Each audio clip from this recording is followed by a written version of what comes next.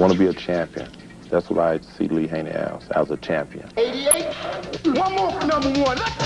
What? There's nothing wrong with having a healthy ego. That's why there's sheep and there's shepherds.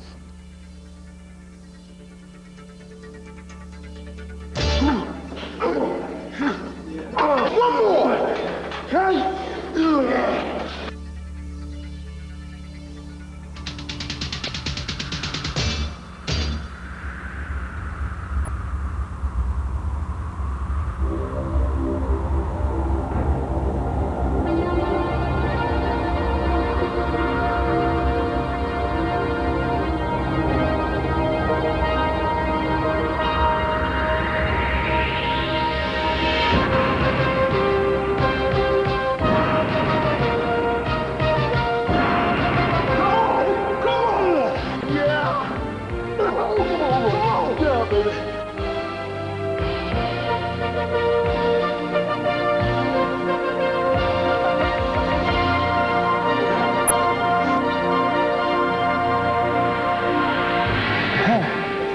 Let's go, come on. Come on, that's all you, all you.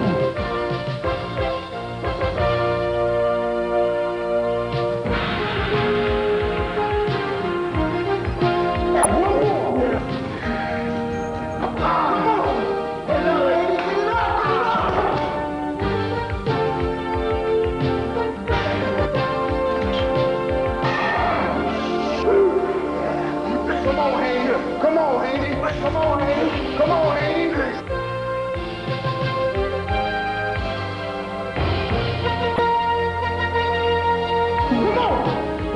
2 more, Haney. 2 more.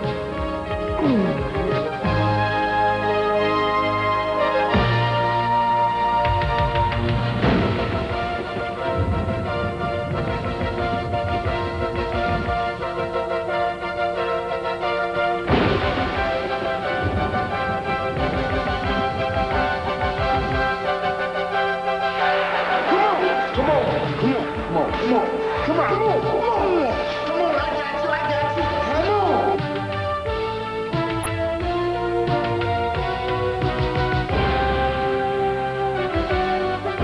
Number one. One more for number one. Give me one more for number one. One more for number one. Let's go. Give me 2 more. It's strong. Yeah.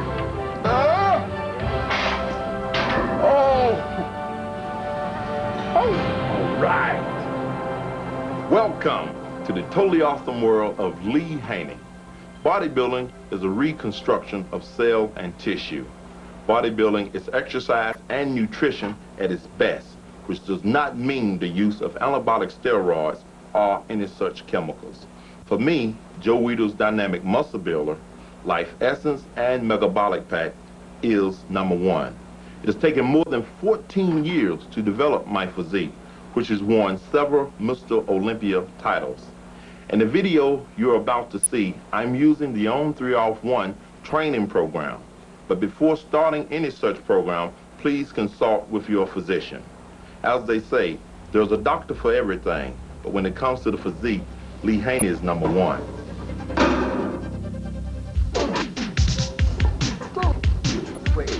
One more!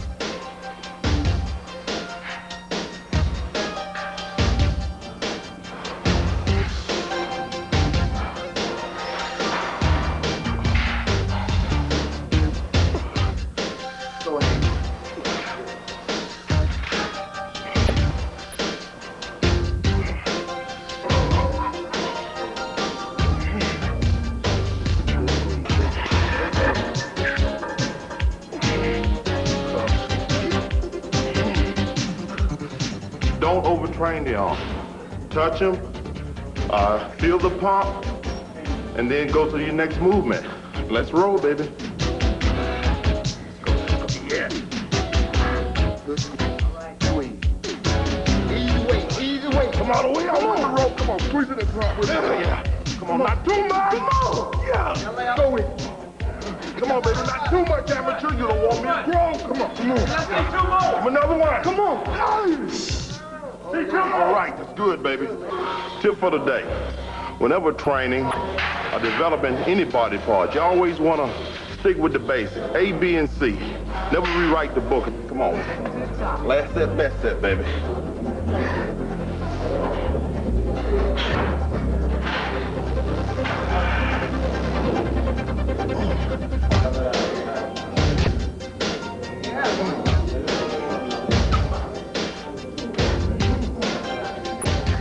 Normally at the end of each set, you like to massage your arm just a little to help flush away some of that lactic acid in order to help the muscle relax a little so it'll be recovered for the next set.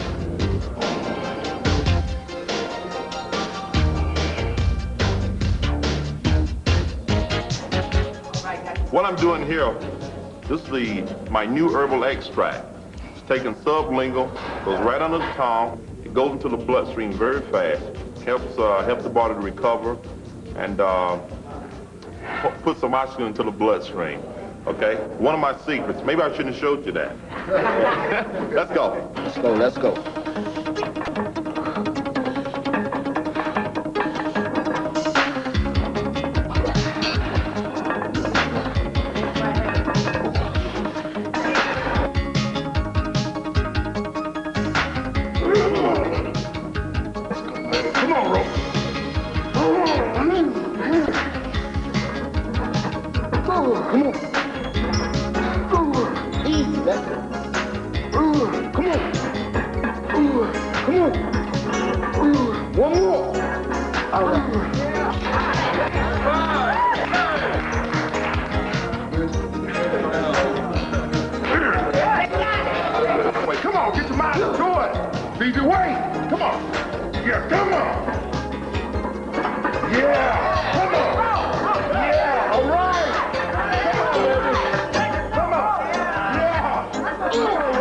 A lot of bodybuilders take it real serious and they end up hurting. He keeps the fun in it. That's what it's all about. That's what it's all about. That's what it takes to be number one. Mind over matter. The muscle and the mind must become one. One without the other is zero. Easy way, Haney. Easy way, Haney.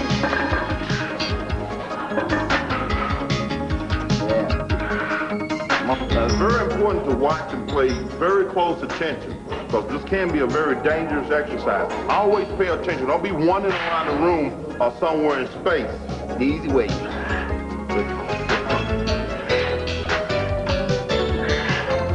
Easy way, easy way. Let's go, Haney.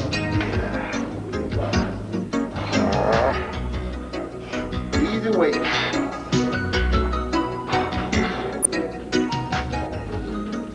Dog, you just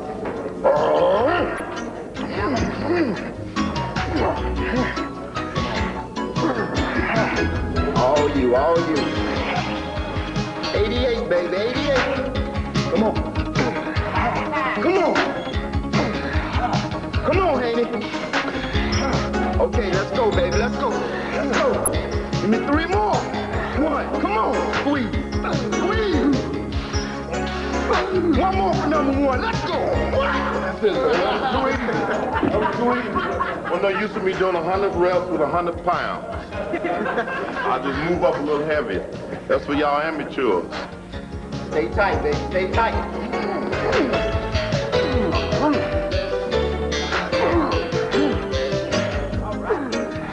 Yeah, come on, Haney. Easy way, easy way. Come on. Come on. 1 more, come on, come on. Come on. Yeah, baby. Come on. Yeah. Yeah, give me another 1 more.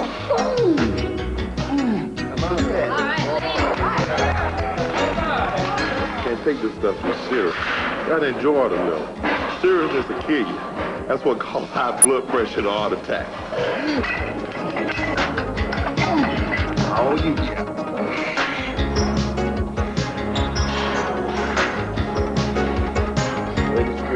chest, baby. Go, Lee. Yeah. Good twist. Let's go with it, baby. Oh, 1 more. Sure, baby. Good squeeze, good squeeze. Oh, you no help, no help. let's go. Concentrate.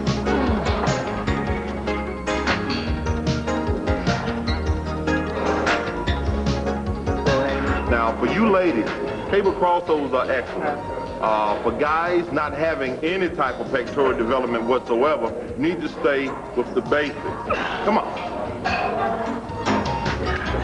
Come on. You want to squeeze the pecs during the entire movement. Should always be done in a slow, concentrated way.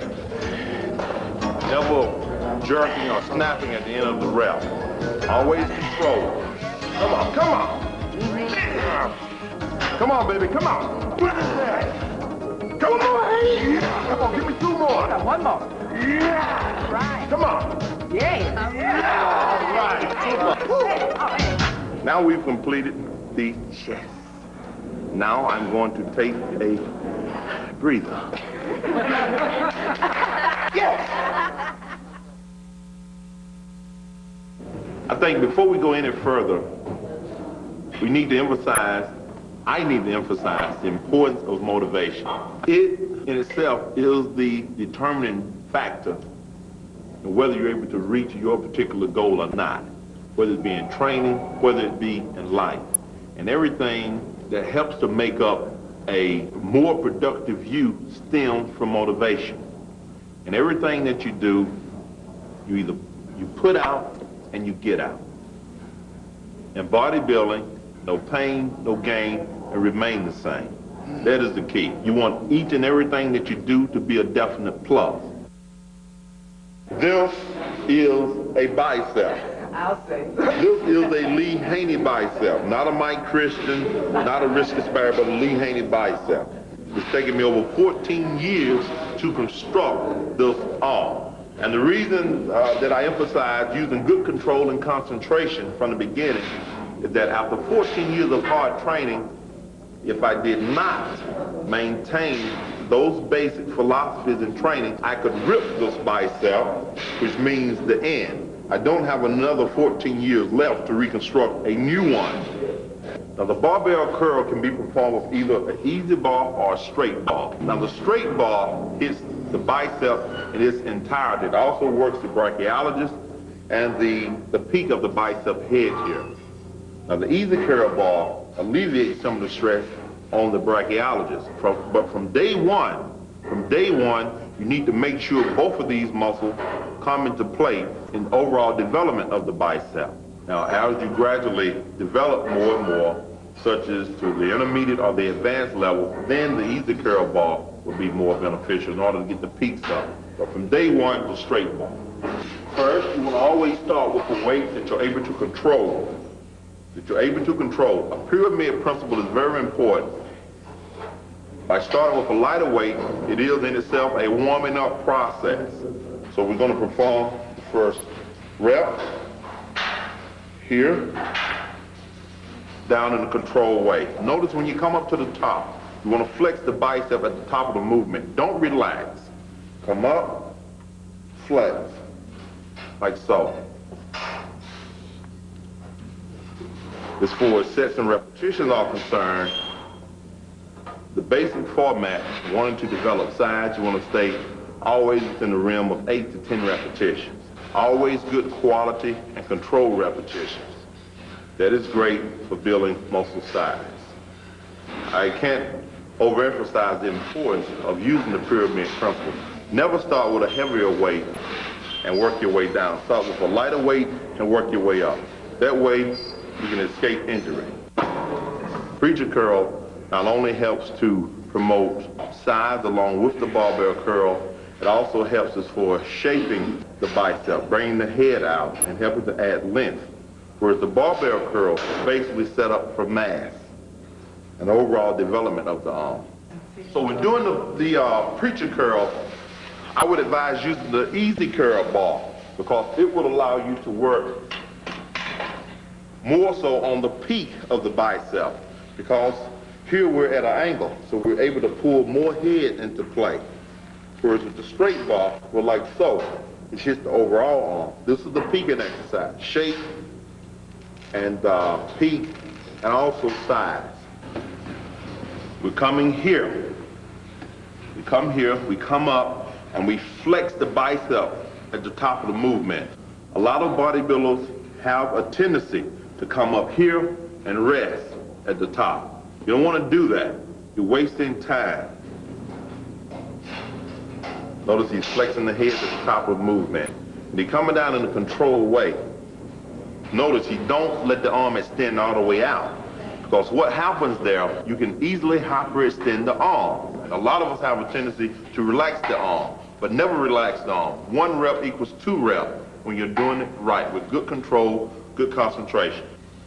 Now that we've completed a very important, there again, a very basic shaping exercise for the arm, we're then going to concentration curl, which works the head of the bicep, which helps to bring about that peak, the peaking appearance. We don't need a lot of weight to perform this exercise. Always remember, quality, not quantity. Quality, not quantity. Stimulate, not annihilate. Here, come up, flex the bicep at the top of the movement, lower it in a controlled fashion. Come up, flex it, lower it in a controlled fashion. You can also use the knee as a prop, or you can be seated and do it in the same fashion. Okay? Always using good control and good form. As far as sets and repetitions, that could vary per individual. If you're training for competition, if you're just beginning, all of the things that we've just mentioned are inside of my new book, Totally Awesome. So you can always refer back to it for more in-depth information.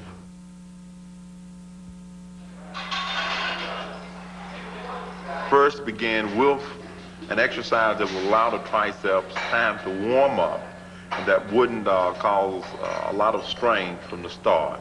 We're going to begin with tricep press down. This is the bread and butter of the tricep. Very basic movement, a very necessary movement in order to develop the tricep muscles. Okay? You want to first get your feet planted in a nice position. Lean forward just slightly to put shift a little of your weight in front so that you can balance yourself better. Then you want to press down and extend the triceps out at the bottom. You don't want to snap them out. You want to slowly extend them out like so. Come up, get a real good negative at the top of the movements, control, come down. Also keep the triceps of the arm locked closely to the side. Up, down, flex the tricep at the bottom, just like so. You're able to get a better stretch and better direct hit on the tricep by using the barbell extensions. Some people feel the rope a little bit more, but this is a basic. I feel we need to stay with the basics. If you're not feeling this one, then yes, you can try the rope extension. Some people would need a spotter. It would be better to use a spotter from day one. My having more experience, I don't really need a spotter. But for the sake of everyone who's just getting started, I'd like to have you, Joe, to give me a spot here. So we want to slowly lower the bar in a controlled manner. Come up, extend. Get a good stretch at the bottom, extend. You want to ease it out, squeeze the tricep out at the top. And we're now moving to the one-arm extension. Can I have a volunteer, one of you ladies there? Chelsea?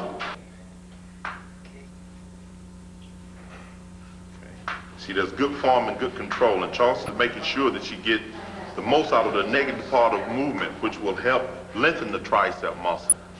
Hitting both heads there. Upon completion of each set, that's always good to get at least 45 seconds to 60 seconds of rest in between sets. You can superset, A-okay, no problem with that. But when I speak of superset, I mean such as moving from press downs to line tricep extensions. That is a good superset. And a superset should also carry with it the same 45 to 60 seconds recovery time in between those supersets. Doesn't mean rush from set to set without a breather. That's not supersetting, not the way Haney would call supersetting. Because if you don't have the amount of rest to recover, to get a good set, to make the supersets really that productive, then you're wasting your time. Which means you're going to end up having to use a much lighter weight, which means you're not going to gain as much muscle size. Next, we're moving the chest. There again, we want to stay with the basic exercises. Number one, barbell bench presses, incline barbell presses, then flat dumbbell flies. Three basic movements. Three movements that has been around for decades. First, when doing bench presses, make sure you have someone around that can act as a spotter, or if you have a good training partner. This movement cannot be taken too lightly. It can be very dangerous. So you want to always, again, use the pure bench principle, starting with a lighter weight. So that if you do lack control, you'll know your limitation. You don't want to go any heavier, okay? Here we're going to start with 135 pounds. The bench press is an exercise that has been set up for mass, building mass and strength in the upper body, stressing the pecs. Now this exercise does not hit the upper portion of the pec, but the lower portion and the mid portion of the pecs, okay? First, I want to get a grip that is a little more than shoulder width. You come in too close, you're going to be working tricep. You don't want that to happen, so you want to come a little bit more than shoulder width. Okay, Terrell, if you can give me a lift off.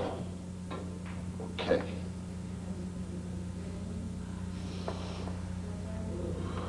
Okay, I'm coming down in a controlled manner, and I'm exhaling on the way up. Inhaling on the way down, exhaling on the way up.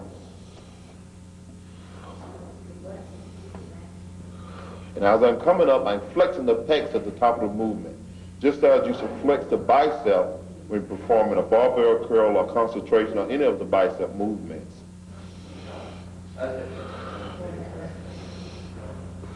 Okay, Terrell. We're then moving to incline presses, which incline presses are bread and butter for the upper pectoral region. They must be present in your workout in order to develop the upper pecs. Now, sometimes we can use a combination of the barbell incline press along with the dumbbell incline press, but the basic is the barbell. Although, if you would, I would like for you to spot me. I said, okay. There again, the grip should be a little bit more than shoulder width, not too narrow, because you don't want to bring too much of the tricep into play. You want the stress to be upon the upper pectoral region and the delt. Okay? All right. So we up. Good control. Exhale on the way up, flex the pecs. Come to the upper part, just right up under the chin. It's right up under the chin.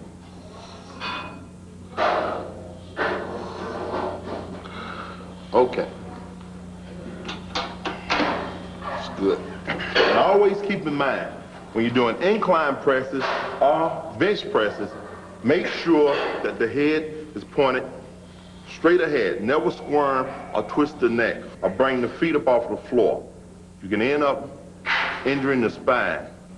And never put too much stress on the back of the neck. Always push off with the chest and not off with the neck.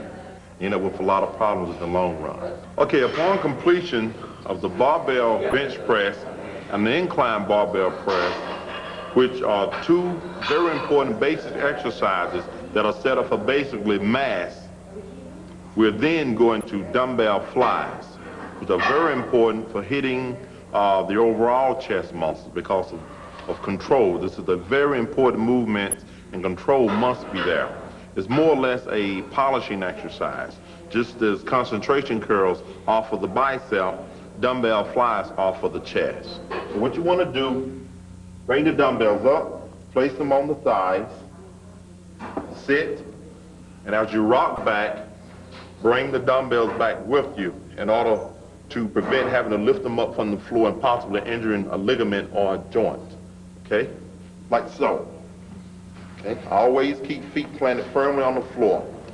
Come up, flex the chest at the top of movements. Come down in a controlled way. Squeeze at the top of the movement. Come down, and as you lower the dumbbells, widen out at the bottom. Come up, flex at the top of the movement. Just like so.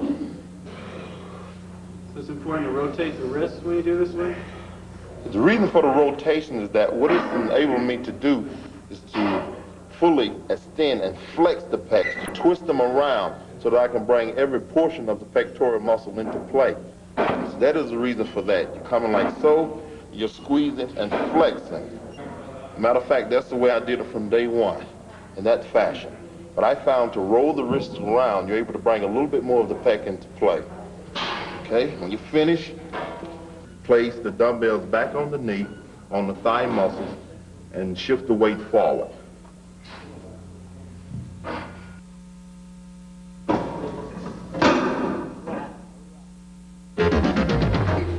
Come on, Haney. Come on. Come on. Yeah, come on. Yeah. Okay. Oh, man. All you, Haney. All you. Come on. Quality and quantity is good. Just so there's a link between the two. When there's more quantity than quality, something's wrong. Ah, come on, sweet. Come on, baby. Yeah. Come on. Yeah. All you. Come on, Haney. Come on. Yeah. Come on. One more. That's all. Yeah. Good set.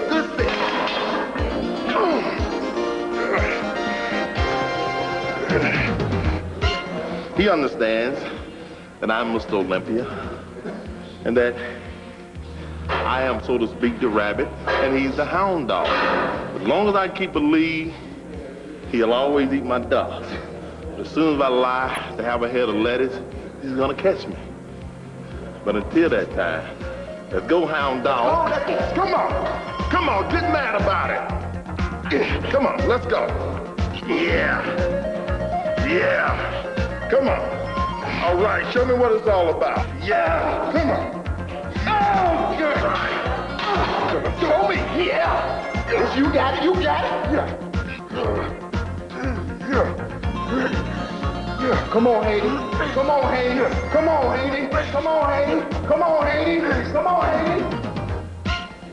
I'm glad that I'm not those guys worrying who's gonna be second, third, or fourth. Come on, Haney. Looking tough. Come on. Yeah.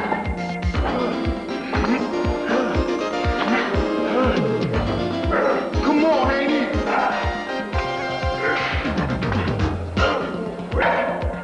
Yeah.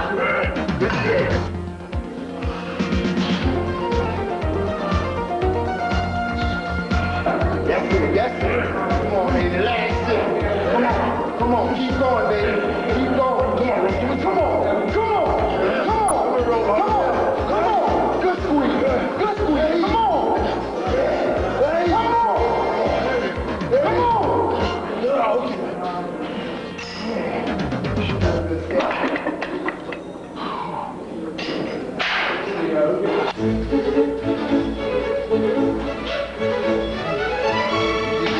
Easy way.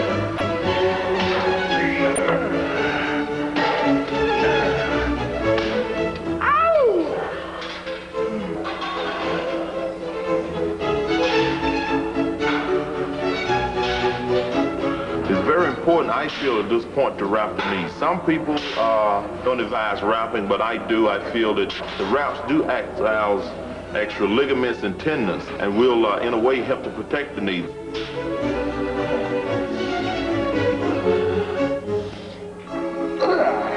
Get it up.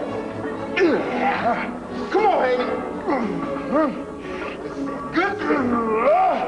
I know my competition is only doing 5 sets, so I'll do 6. Let's go, baby.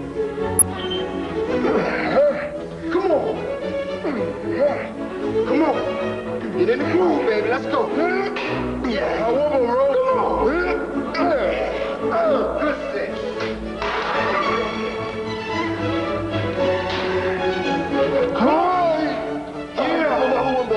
Never allow anyone to give force reps to you if you're not somewhat in control of the movement yourself.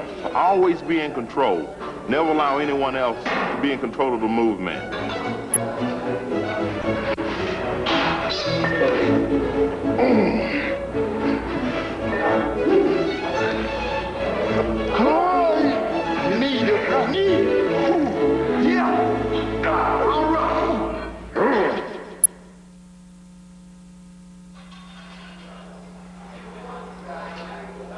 We're going to roll right into leg extensions. Now, I feel that leg extensions is very, very important to have as your first exercise. Reason being that following leg extensions, there are other exercises such as squats and leg presses. If not having the knees warm before going into these exercises, it can result into injury or strain. That's why it's very important to have leg extensions first. Now, leg extensions are the bread and butter of the thigh. It hits the outer head of the quadriceps, the mid portion of the quadriceps, and especially the teardrop. Now, there again, I want to emphasize the importance, just as I have the previous exercise that we've done, the importance of using a pyramid principle, starting with a lighter weight and working your way up. Feet should be pointed straight ahead, although some people choose to switch the angles up to turn the toes out. But I would prefer, and I think it's much safer, to always keep the toes pointed straight ahead or slightly turned in. Okay. Come up, flex the thighs at the top, lower it slowly. Up, flex the thighs at the top, lower it slowly. Way up. Notice he's locking all the way out at the top, and he's coming down in a controlled manner. A lot of us have the tendency to come up and down very fast. You can end up hurting yourself in that way, and the repetition is not as effective. At all times, the mind and the muscle must be linked together. The mind and the muscle must become one in order to make 1 rep equal 2 reps. The squats will help towards promoting growth, especially mass, throughout the entire quadricep and also hamstring region. It hits the 3 quads here in the front, also the thigh bicep, or we sometimes call it the hamstring. Okay? The narrow stance, I feel, is much more effective. Because when coming down, by having a narrow stance, you're going to be able to pull these muscles into play, the inner thigh into play, the inner teardrops, and also the inner and upper thigh into play. It's a very awkward way to do a squat, but I feel it's the most effective way. Why do some people stand with the board underneath their head? By using the board, I feel that is incorrect form. A lot of people say, well, I have pain in the lower back. That's why I use the board. Is it cheating? It's cheating. It's almost like leaning forward, which is not going to alleviate the problem. Okay. What you need to do is lower the weight, start off from the beginning, fresh, clean, learn to use the proper stance, and always the method of putting the heels flat on the floor. When you're doing squats, the heels should remain flat on the floor. Never, when on the way down, should the heels come up off the floor. That is an incorrect way to do squats. You end up putting a lot of stress on the lower back. As I emphasized earlier, the importance of using the belt while doing pressing exercises, especially shoulders, is also very important to use them while doing squats, even more so, because the lower back is involved as well as the thighs. There again, pyramid. Make sure that when you begin, it's a weight that you're able to control. It's not too strenuous on the joints. By now, the knees should be partially warm from doing leg extensions. Okay?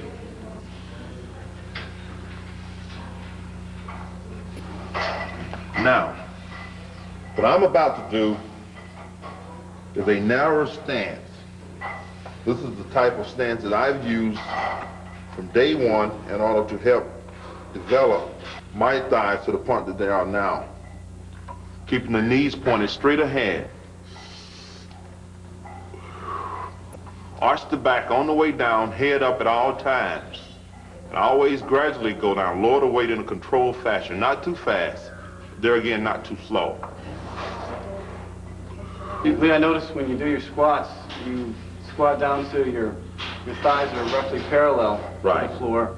I've seen a lot of guys go below parallel. Is that incorrect to do that? Parallels is enough. To go below parallel it's not necessary, I feel, especially for a taller person. A shorter guy, A-okay, no problem. But you want to always be very careful not to put too much stress upon the joints. If you're going to go below parallel, make sure that you're controlled.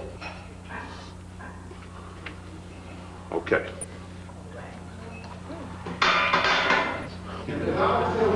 Leg presses are excellent for isolating the thigh muscles, isolating the quadriceps and also the hamstring. Now, what it will enable you to do is to get the most out of each and every repetition. Whereas squats being more or less a power move, you're not able to fully squeeze and flex this thigh at the top of the movement. And there again, leg presses carries a lot less danger than squat does. We're going to use a stance where it's somewhat wider, the toes pointed outward, because what we want to do here is work the inner thigh and the upper thigh muscles. Everything is involved here. We can feel a little bit more in the inner thigh, being that the legs are pointed outward. Up. You want to come down in a controlled fashion. Thighs pointed outward. Flex on the way up. I prefer pushing off on the heels. By doing so, I'm going to be able to squeeze out that little extra at the end of that repetition. Down, squeeze. Exhale. When coming down, you're going to have to let the air out.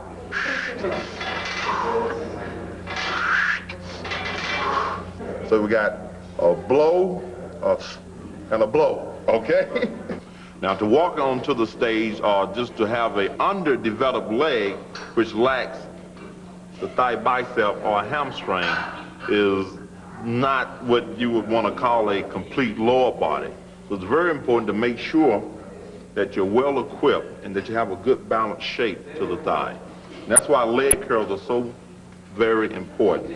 And the hamstring muscle being a somewhat harder muscle to stretch and warm up, you want to start with a lighter weight, just as we did on the other exercises, and gradually increase the weight. You don't want to ever start too heavy on this. You don't want to start down and, lean over and start stretching cold hamstring muscles. You want to go ahead and do your first set, which would be a very light set, and then gradually increase. And stretch the hamstrings as you increase the weight while pyramiding. First, you want to get yourself situated. And you want to come up and lower it in a slow, controlled fashion. When you're coming up, you want to flex the bicep, the hamstring bicep at the top of the movement. Let it come down in a controlled, gradual manner. Up.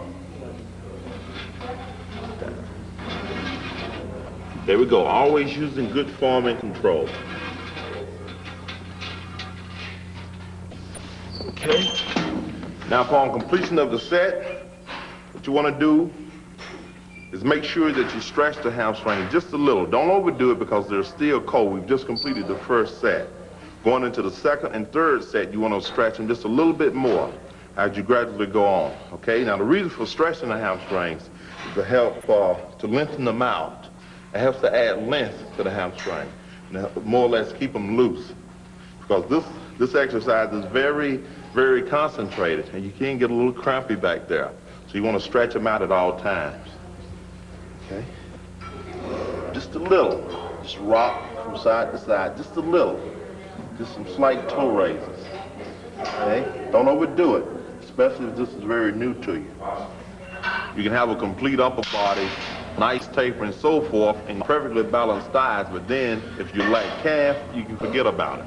The physique is not complete unless everything flows together, and that includes especially the calf muscles.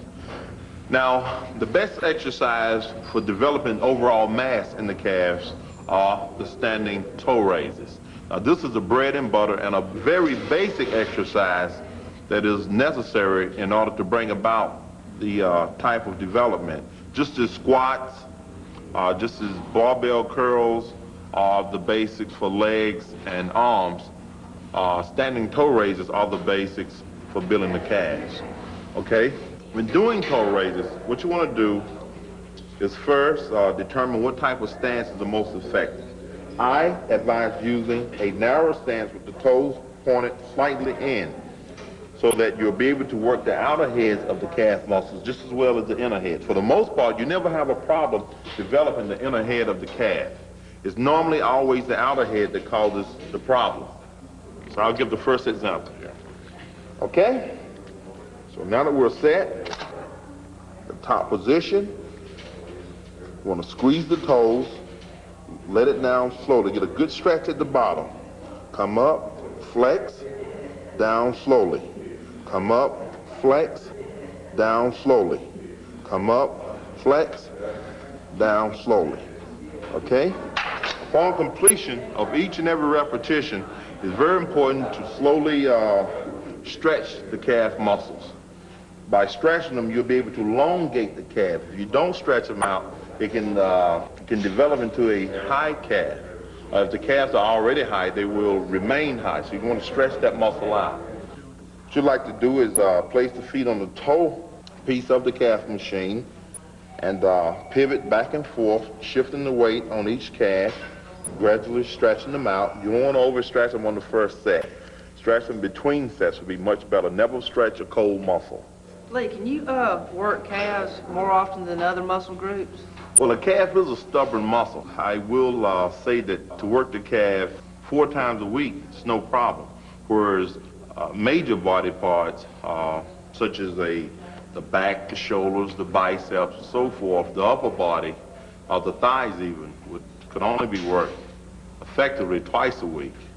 Now, the calf, being a very high tolerance muscle, needs more than a 2-day-a-week workout in order to stimulate them. In that respect, I would advise training them every other day. I like to throw that day in between because by having that rest day there, the calf is at least able to recover, and then using more or less a shock technique. All of a sudden, it's, oh, this guy's not going to train me tomorrow, so I'm going to relax. And you get a much better pump. I feel it's much more effective. All right? We have the frontal delt, the lateral delt, and the rear delt, and the traps. 4 different sections of the shoulders, but all very important, and all of them should be worked in a very distinct way. But before going into shoulder exercise, I want to also emphasize the importance of having a belt, wearing a belt, because when you get involved in any type of pressing movements that involve the back, you want to make sure that you have that added protection now. So it's very important to keep that in mind.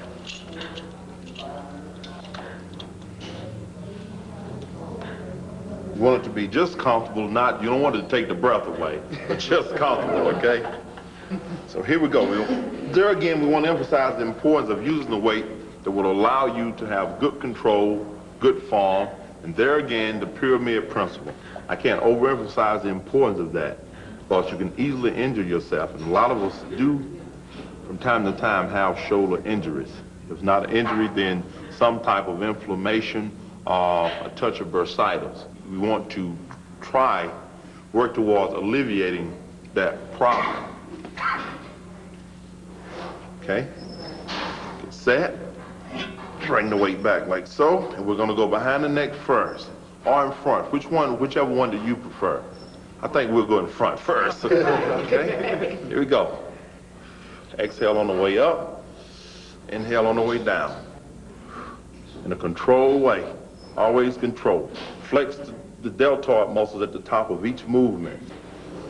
When you finish, place the weight back on the rack, not in a reckless way, but in a controlled way. If you need a spotter, don't hesitate to call upon someone to help, because it can be very dangerous, just as bench presses can be. As we're doing the front presses, we want to also make sure that the angle that we're using is correct. We're a little bit more than shoulder width, just as we are on the bench presses.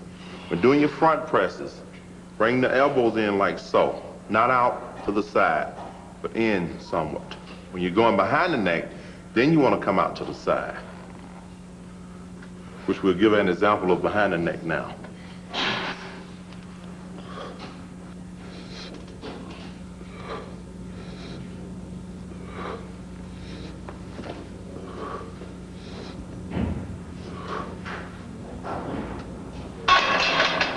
You spoke of spotting. What is the correct way to spot on an exercise like this? Okay, I'm glad you mentioned that, Fred, because a lot of us, not Lee Haney, a lot of you amateurs out there have a tendency to spot with a knuckle or under grip.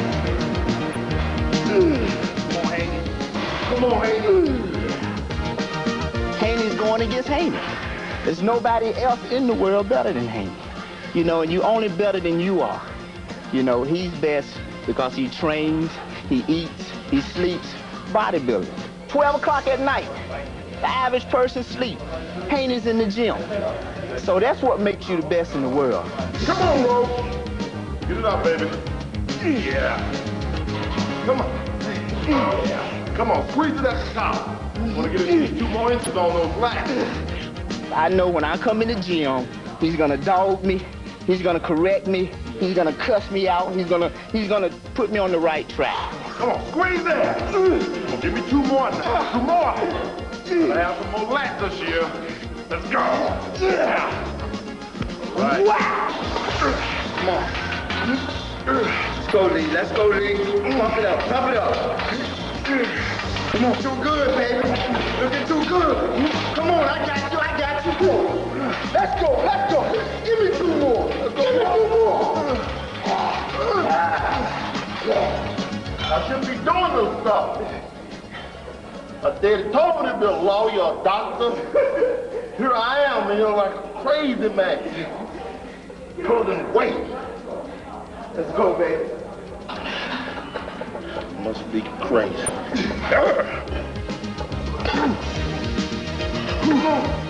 Way to have it, Haney.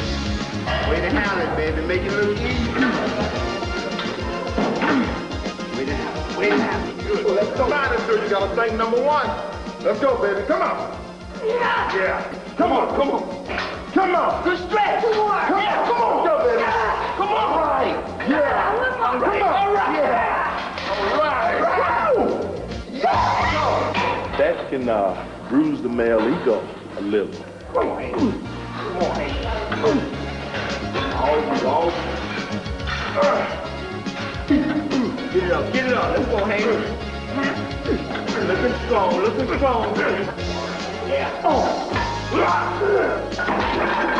Isn't that a frightening experience? Maybe you think you want to be a bodybuilder, let alone an Olympian. Come on, Haney. Come on.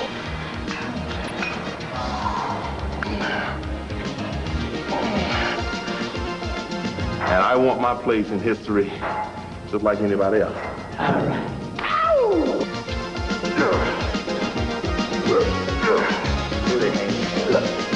Maybe get in the groove.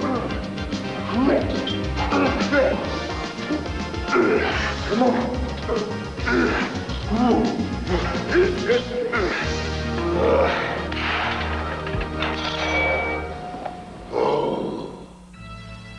I didn't walk into the gym one day and said, well, I want to become a professional bodybuilder. It's something that had to slowly grow and develop. It's an individual sport, so no one is responsible for your lack of discipline but yourself. These are the same traits and characteristics you can use in everyday life. I can apply this to any aspect of my life. Easy weight, easy weight. Bodybuilding for me has been a tool. It's a means to a continuing, because the successes that I've experienced in the sport of bodybuilding took a lot of hard work, a lot of discipline and dedication. But what followed those will take me a step beyond. Everybody want to have that nice deep taper, that nice small waist, or the appearance of having a nice small waist. And in order to get that appearance, you have to widen the lats, or more or less have that cobra look. Now you ladies, of course, you don't want to have lats like Lee Haney, but you know, the taper does look good, and you do want to bring the lats out to a certain extent to make a more balanced and pleasant looking physique. Now, the basic for back are pull downs, T-bar row, barbell row, which is bread and butter, and then of course your chins, which is generally a warm-up exercise. Some people like doing chins, some people don't. From day one, I did not include chins in my back training. But from time to time, I do include chins. I mean, it's not every day you want to swing in the air weighing 260 pounds. For beginners, I would advise doing first pull downs behind the neck or pull downs in front. Being a very basic movement, I prefer pull downs in front because I'm able to isolate a little more. Okay, we're going to start with maybe 160 pounds. That's for Lee Haney. Some of you may not start with that way. Okay, Fred, we want to move back just a little. Okay, get yourself seated. Nice, comfortable manner. What you want to do when you come down, you want to arch the back or throw the chest forward, like so. Just one, up in a controlled manner, like so. All the way down, arch, and never none of this crap. Never none of that. You want to always slowly extend the lats at the top in order to stretch them out and to get them elongated, okay? So you come down, you flex at the bottom, let it up slowly. Come down, flex at the bottom, let it up slowly. More. And none of this crap where you're laying back like so. I watch a lot of you amateurs get into that. I don't know where you saw it. Maybe you saw Richard Sparrow do that. But it couldn't have been Lee Haney. Sorry about that, Rich. I didn't mean to, you know. Nah, just kidding. Rich is perfect in his form. That's why he developed such a great physique. Down, arch the back, up in a controlled fashion. It's like so. Now, pull downs behind the neck should be done in the same fashion. A lot of us have a tendency, when we're doing a pull down behind the neck, to hunch the shoulders forward. That should not be. The back should also be arched on pull downs behind the neck. The same way, there should be no difference. If any, a slight difference, because you are coming behind instead of the front, which means you're not going to be in control of the movement as you would be from the front. That's why I prefer pull downs from the front. Much more effective, I feel. Okay? Here we go. Pull down from behind. Head straight out in front of you. Back arched. You're not going to be able to use as much weight on pull downs to the behind as you will from the front, but it is a very awkward position. That's why I prefer from the front. You don't want it, baby. Do you want it? Now, T-balls are great for building overall width and depth in the back. Okay, it can also be a somewhat dangerous exercise if not performed properly. You want to always be aware of that, and when doing T-balls, make sure that you're using a weight that you're able to control. Start with a lighter weight and work your way up. You want to get good quality repetitions in. 1 rep equals 2 reps. Stimulate, not annihilate. And keep that in mind. There again, since the lower back is very much involved in T-bar rows, you want to wear a belt as added protection. Because it's not every day you're going to be bending over and picking up 200 or 300 pounds. Okay? So you want to make sure that the butt is always tied to the back.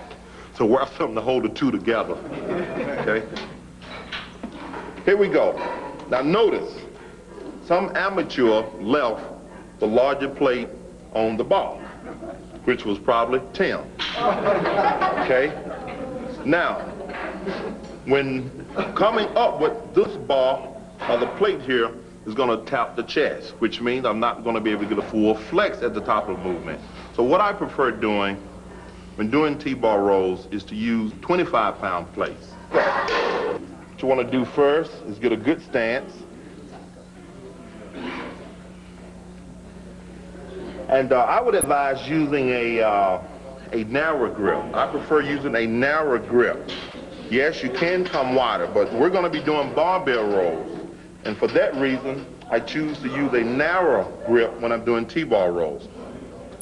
So here we go. Good grip. The back should be parallel, straight ahead. You don't want to lean back.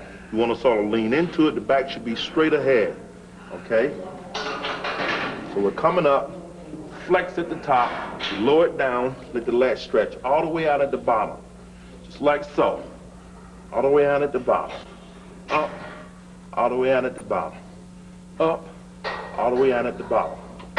For the most part, a lot of us have the tendency to bend the knees too much. and stand up with the bar and put more stress on the lower back and end up working the traps instead of the entire lat region. So you want to always keep that in mind. So stay low, head up, so you can work the traps at the same time, and that make sure you bring all the lat muscles into play.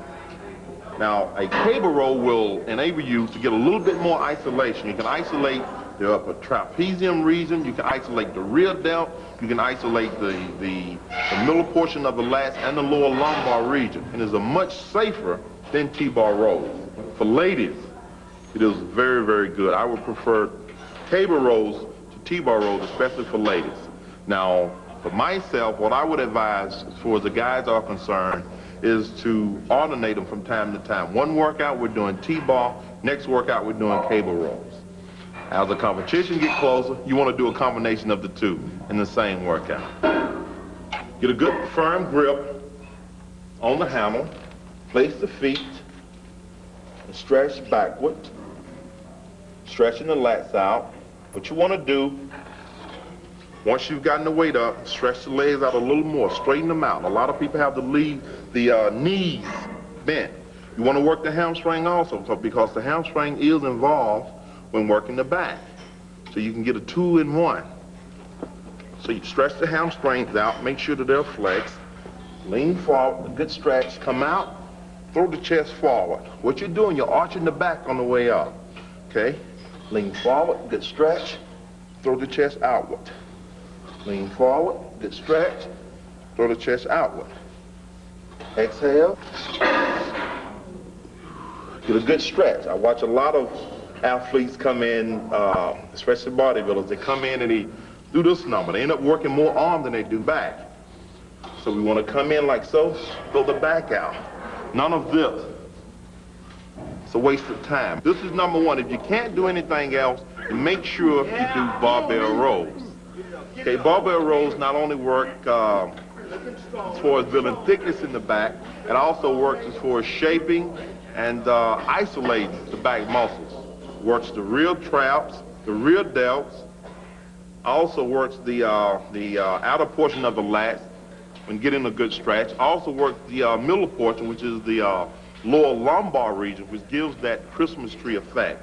You always want to make sure that you have in mind the possibility of an injury, because this rowing exercise, just as the others, must be used with precaution. Okay, so we always want to wear a belt. Okay, thanks, Fred. All right. So, we want to start with a weight that we're able to use, we're able to handle, we're able to get good quality repetitions out of. Always remember, the mind and the muscle must be linked together. One without the other equals zero or equals injury. Get a good grip on the ball, a little more than shoulder width is excellent. That's what I would highly recommend. Okay? Here we go. You want to inhale on the way up. Exhale on the way down. By keeping the head up, you're also working the traps. Lower it slowly to make sure you get a good stretch at the bottom. So lower it slowly to make sure you get a good stretch at the bottom.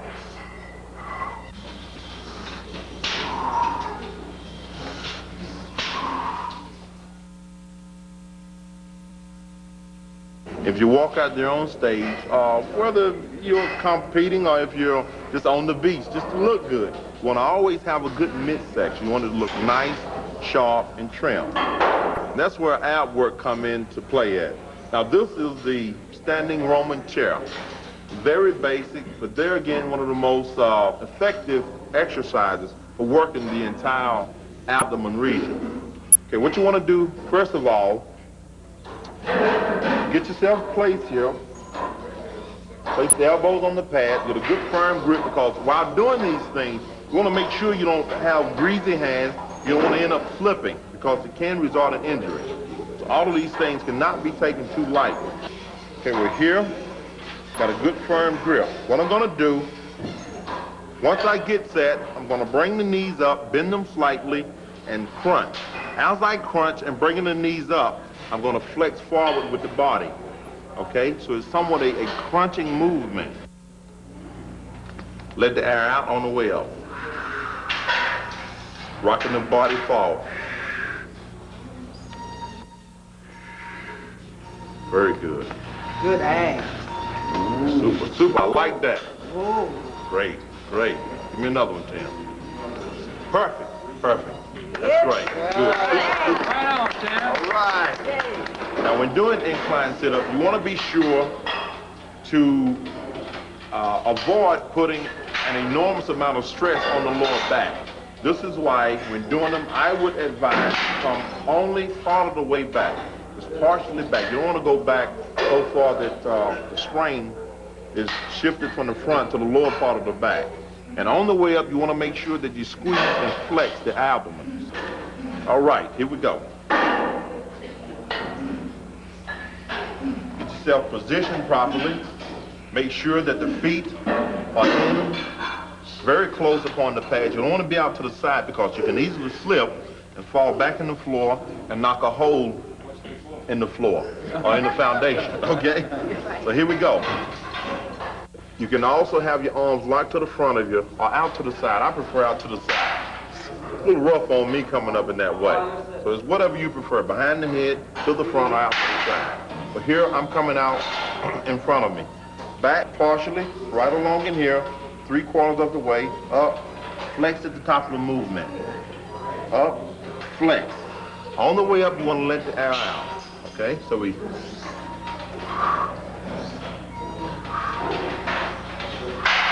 We're flexing at the top of each repetition. You want to always keep that in mind. You don't want to relax the abs. You never want to relax. And that's why you get people saying, oh, I did 1,000 sit-ups today. You didn't do 1,000 quality sit-ups. Every sit-up should be a quality sit-up. The mind and the muscle must be linked together at all times in order to get the most out of every repetition. Okay? You also want to twist during the movement in order to bring the serratus into play. Like so. 1, 2, 3, 4, 5. Like so. Now, I did them a little faster than normal because I've learned and I've been able to train the mind and the muscles to work together in a more systematic and a controlled way, which I'm able to increase the pace. But for beginners and those just starting out, you want to do it much slower so that you're able to feel and learn how to make the link between the mind and the muscles.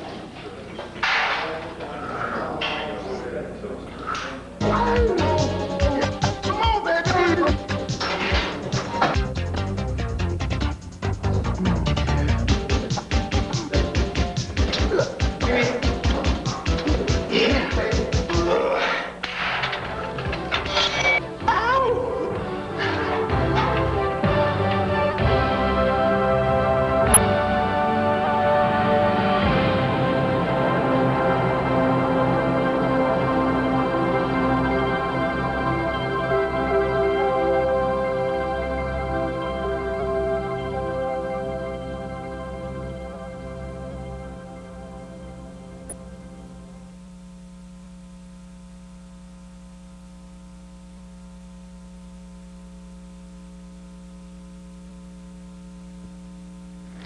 I've had a lot of people to say that Lee Haney is a nice guy. You know, he's a great representative of the sport, and he's a family man. Now he's a father, so it's a combination of things. I feel Lee Haney is, and that's what I strive to be, and strive to be more of that. From the competitive standpoint of view, I feel that I know that he is the best in the sport of bodybuilding. And I know that he will continue to get better. You know, you have to be realistic. Some people can look in the mirror and see something that isn't there. I've always been a realist. And at the age of 19, I won the Teenage America at 212 pounds. And then at the Junior Nationals, I won that show at 222 pounds. Then I won the Nationals at 230 pounds. And that was quite large, even for a professional bodybuilder, which, and having symmetry, defined lines, and so forth, I then knew I had a chance. So it wasn't a shocking thing, because no one had ever heard of Lee Haney prior to those wins. But I had had a chance to see the different competitors on a national level as I was coming up, and I measured my chances against those guys and my physique against their physique. If you've given everything that you can in that gym, in your workouts, you've followed good dietary habits, you've gotten the right amount of rest, and you haven't been messing about doing things that you shouldn't have been doing when you should have had your mind on your goal, then that ego will not be there. But if you have done those things and you know you've given it all, then you're satisfied within yourself. So when you hit that stage, so here I am, I've been working 3 months, 4 months, getting ready, and let me show the world, and there we go, and it's a party from then on. You enjoy yourself. I'm ready. You're ready. When you hit that stage, you're ready. And that's what brings about that smile. That's what brings about charisma, because you've done all that you can do. Whenever you see a guy walk on stage and he's looking down, or he's wondering, or he has this questioning look upon his face, somewhere during his training he lacked. Unless you just have, it's just a psychological imbalance there. But that is the only way. But to be an Olympian, you can't have a psychological imbalance. Otherwise, you wouldn't be an Olympian. You would still be one of a million other bodybuilders and not amongst those top 10 Olympians in the whole world.